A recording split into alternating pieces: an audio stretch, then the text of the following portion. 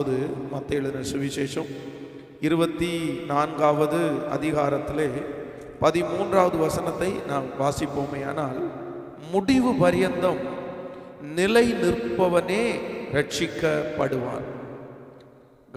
கவனிங்கள், முடிவு பரியந்தம் நிலை நிற்பவனே ரட்சிக்கப்படுவான். எப்பவுமே ஆண்டவரை பொறுத்த அளவில் ஒரு தேவனுடைய பிள்ளை முடிவு வரை கடைசி வரைக்கும் நிற்கணும்னு ஆண்டவர் எதிர்பார்ப்பார். வேதம் சொல்கிறது, நம்முடைய ஆரம்பம் எப்படி வேண்டுமென்றாலும் இருக்கலாம். ஆரம்பம் தடுமாற்றத்தோடு ஆரம்பிக்கலாம், ஆரம்பம் சில குறைகளோடு ஆரம்பிக்கலாம். அதான் அறியாதுள்ள காலங்களை ஆண்டவர் காணாதவர் போல் இருக்கிறார். நீங்கள் முதல்ல ஆண்டவரை ஏற்றுக்கொள்ளும் போது உங்களுக்குள்ளே இருக்கிற சின்ன சின்ன விஷயங்களை கூட ஆண்டவர் அதை பெரிய பொருட்டாக எடுக்கலை. ஓகே, உனக்கு சத்தியம் தெரியாது, சத்தியத்தை குறித்த அறிவு இன்னும் மகனுக்கு வரலை அப்படின்னு ஆண்டவர் அதை காணாதவர் போல் இருக்கிறார். எப்படி நம்ம சின்ன பிள்ளைங்க ஒரு தவறை செய்யும் போது அது சின்ன பிள்ளையா இருக்குது, இந்த பிள்ளைக்கு இப்போ சொன்னால் என்ன தெரியும், சரி கொஞ்சம் வளரட்டும் பார்த்துக்கலாம், ஒரு 3rd ஸ்டாண்டர்ட் போட்டோம், ஒரு 4th ஸ்டாண்டர்ட் போட்டோம், அதற்கு பிறகு வேண்டும் என்றால் அவனை நம்ம தண்டிக்கலாம் அப்படின்னு நம்ம எப்படி நம்முடைய பிள்ளைகளை பார்ப்போமோ அதை விட நம்முடைய தேவனாகிய கர்த்தர் அதான் சொல்லும்போது சொல்லுகிறார், பொல்லாதவர்களாகிய நீங்களே உங்கள் பிள்ளைகளுக்கு நல்ல ஈவை கொடுக்கும் போது பரமபிதா. ஸோ அதனால ஆண்டவர் என்ன பண்றார் அப்படின்னா, நம்முடைய ஆரம்பத்திலே நம்முடைய விசுவாச ஓட்டத்தினுடைய ஆரம்பம், ஆண்டவரை ஏற்றுக்கொண்டதனுடைய ஆரம்பத்தில் சின்ன சின்ன மிஸ்டேக் இருக்கும்போது ஆண்டவர் காணாதவர் போல இருந்து அதை தட்டி கொடுத்து வசனம் நமக்குள்ள வர வர நமக்குள்ள மாற்றத்தை எதிர்பார்க்கிறார். ஆனா ஆரம்பத்தில் அப்படி இருக்கிற ஆண்டவர் முடிவு வரைக்கும் உங்களுடைய ஓட்டத்தை முடிக்கிற வரைக்கும் நீங்க அப்படி இருக்கணும் அப்படின்றத ஆண்டவர் விரும்புறதே இல்லை. ஆண்டவரை பொறுத்த அளவில் கண்டிப்பாக வளர்ச்சி என்கிற ஒன்றில் ஆண்டவர் ரொம்ப கவனமா இருக்கிறார். நல்லா கவனிங்க, ஆண்டவருக்கு வளராமல் அப்படியே தேங்கப்பட்ட நிலைமையில இருக்கிறது ஆண்டவருக்கு சுத்தமா பிடிக்காது. யாரானாலுமே ஆண்டவரை பொறுத்த அளவில் நீங்கள் வளர வேண்டும் என்று தான் ஆண்டவர் நினைக்கிறார். நாளுக்கு நாள் வளரணும், நிமிஷத்துக்கு நிமிஷத்துக்கு வளரணும், வருஷம் வளரணும். உங்களிடத்துல வளர்ச்சி காணப்படாவிட்டால் ஆண்டவர் உங்களில் பிரயோஜனம் இல்லைன்றாரு. அதான் அத்தி மரத்தை பார்க்கும்போது அத்தி மரத்தினுடைய பக்கத்துல போகிறாரு, அது இலைகளெல்லாம் இருக்குது ஆனா கனி இல்லை. அந்த நேரத்தில் சொல்றாரு, சரி இது இனி கனி கொடுக்குதான்னு பார்க்கறதுக்காக கொத்தி எரு போடுங்க, அதுக்கப்புறம் அது கனி கொடுக்கலன்னா அதை வெட்டி போடலாம் என்கிற அளவிற்கு. அப்போ ஒரு தேவனுடைய பிள்ளையை நன்றாய் கவனிங்கள், வாலிப தம்பி தங்கச்சி, ரொம்ப நல்லா கவனி. உன்னுடைய வாழ்க்கையில ஆண்டவர் உன்னுடைய துவக்கத்தை விட உங்களுடைய முடிவின் பேர்ல ஆண்டவர் ரொம்ப கவனமா இருக்கிறார். நீங்க இந்த ஓட்டத்தை, இந்த ஊழியத்தை, இந்த விசுவாச வாழ்க்கையை நீங்க வெற்றியாய் முடிக்க வேண்டும். அப்பொழுதுதான் உங்களுக்கு என்ன கிடைக்கும் என்று வேதம் சொல்லுகிறது என்றால் கிரீடம் கிடைக்கும். இல்லைன்னா கிரீடம் கிடைக்காது. உங்களுக்கு ஒரு கிரீடம் வேண்டுமே ஆனால் அந்த ஓட்டத்தை முடிக்கிறதுக்கு முன்னாடி, நான் பாதியில் ஓடிட்டேன் எனக்கு கிரீடத்தை கொடுங்க, நான் ஆரம்பிச்சிட்டேன் எனக்கு கிரீடத்தை கொடுங்கன்னு சொன்னால் கிடைக்காது. லாஸ்ட் எட்ஜில் போனதற்கு பிறகுதான் உங்களுக்கு அந்த கிரீடம் கிடைக்கப்படும். அதுதான் ஆவிக்குரிய வாழ்க்கை. ஒன்று நான் என்ன சொல்றேன்னா, இந்த பின்மாற்றத்தை ஆண்டவர் விரும்புறதில்லை. ஆண்டவருக்கு அது பிடிக்காது. இன்றைக்கு நிறைய உபதேசங்கள் இருக்கிறது. தம்பிங்க தங்கச்சிங்க ரொம்ப கவனமா இருக்கணும். என்ன சொல்றாங்க அப்படின்னா, ஆண்டவர் விழுந்தவனை தூக்கி விடுறாரு. நான் சொல்றேன், நானும் அதே பிரசங்கத்தை தான் பண்றேன். எஸ், கண்டிப்பா ஆண்டவர் விழுந்தவனை தூக்கி விடுகிறார். அதற்காக அவர்கள் எடுத்துக்கொள்கிற வசனம், நீதிமான் 7 தரம் விழுந்தாலும் எழுந்திருப்பான். உண்மைதான். நான் சொல்றேன், 7 தரம் இல்லை, 77 டைம். நீங்க எத்தனை டைமும் விழுந்தாலும் நீங்கள் எழுந்திருப்பது நிச்சயம். நம்முடைய ஆண்டவரை பொறுத்த அளவில் அவர் மன்னிப்பாரா அப்படின்னு கேட்டா எஸ். நீங்க போய் ஆண்டவருடைய சமூகத்தில் மன்னிப்புன்னு கேட்கும்போது ஆனால் மன்னிப்பார். ஆனால் ஒன்று நினைத்து கொள்ளுங்கள், உங்களுக்கு மன்னிப்பு கிடைக்கும், ஆனா பாதிப்பு இல்லாம இருக்காது. நல்லா புரிஞ்சுக்குங்க.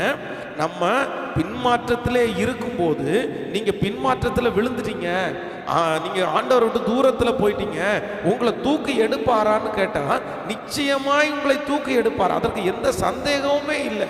போட்டிருக்கிற அஸ்திபாரத்திற்கு மேல இன்னொருத்தர் அஸ்திபாரம் போடுறதற்கு ஆண்டவர் ஒரு நாளும் விடவே மாட்டார். ஆனா நீங்க பாதிப்பு இல்லாம போகாதுன்னு நினைக்காதீங்க, மன்னிக்கப்படும். இது எப்படி சொல்றீங்க பாஸ்டர், நீங்க என்ன பாதிப்பு இருக்குன்னு சொல்றீங்க? ஆண்டவர் விடுதலையாக்குனா முழுமையா விடுதலையாக்க மாட்டாரா?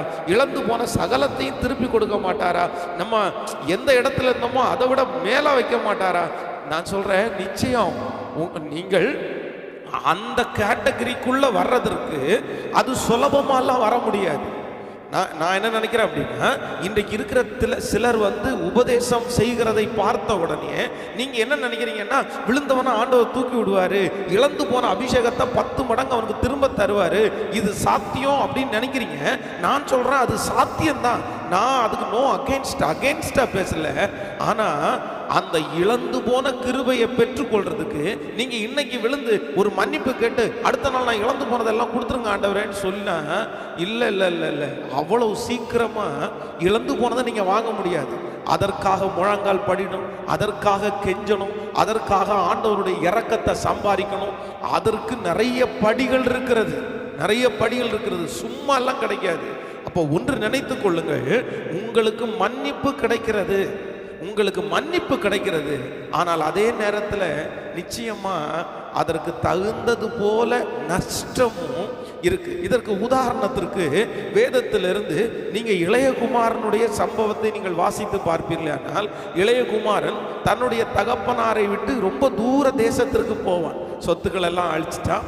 இப்ப தன்னுடைய தகப்பனாரிடத்துல போய் அவன் தகப்பனே, பரத்திற்கு விரோதமாகவும் உமக்கு விரோதமாகவும் நான் பாவம் செய்தேன், இனி உம்முடைய பிள்ளை என்று சொல்லுவதற்கு நான் தகுதி அல்ல அப்படின்னு சொன்ன உடனே அவங்க அப்பா ஏத்துக்கிட்டாரா அப்படின்னு கேட்டா, எஸ், அவங்க அப்பா ஏத்துக்கிட்டார். அவனுக்கு முத்தம் கொடுத்தார், அவனுக்கு பாதரட்சியை கொடுத்தார், அவனுக்கு நல்ல வஸ்திரங்களை கொடுத்தார். எல்லாமே கொடுத்தாலும் அவனுடைய வாழ்க்கையில பின்மாற்றத்திற்குன்னு ஒரு நஷ்டம் அவனுடைய வாழ்க்கையில இருந்துச்சு. அவனுக்கு ஒரு நஷ்டம் இருந்துச்சு. என்ன அப்படின்னா, தன் தகப்பனார் அவனுக்கு என்று சேர்த்து வைத்து அவனுக்கு என்று கொடுத்த சொத்து எல்லாத்தையுமே அவன் அழிச்சிட்டான். சோ தன்னுடைய தகப்பனார் கொடுத்த சொத்தை திரும்ப தன்னுடைய தகப்பனாருக்கு கொடுக்கறதுக்கு இல்ல, அவனுக்கு கொடுக்க வேண்டிய பார்ட்டை அவங்க அப்பா ஃபர்ஸ்டே கொடுத்துட்டாரு. இனி இருக்கிற எல்லா பார்ட்டும் யாருடையது அப்படின்னா, அவனுடைய சகோதரனுடையது, அவனுடைய அண்ணனுடையது. அப்போ மன்னிப்பு கிடைச்சிருச்சு, வஸ்திரம் கிடைச்சிருச்சு, அவங்க அப்பா கட்டி பிடிச்சிட்டாரு, மரித்த மனுஷன் திரும்ப வந்தான் அப்படின்னு சொன்னாரு. ஆனாலும் நான் ஒண்ணு நம்புறேன், அப்பா அவனுக்கு கையில கொடுத்ததை இழந்ததை அவனுக்கு திரும்ப அவனால கொடுக்க முடியாது. அது மட்டுமல்ல, நீங்க இன்னொரு வசனத்தை கூட நீங்க வாசிக்கும் போது நீங்க நல்லா கவனமா கவனிங்க.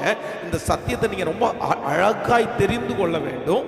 ஏன் அப்படின்னா, நிறைய புரட்டலான சத்தியங்கள் வாலிபர்களுக்குள்ள நிறைய பரவிட்டே இருக்குது.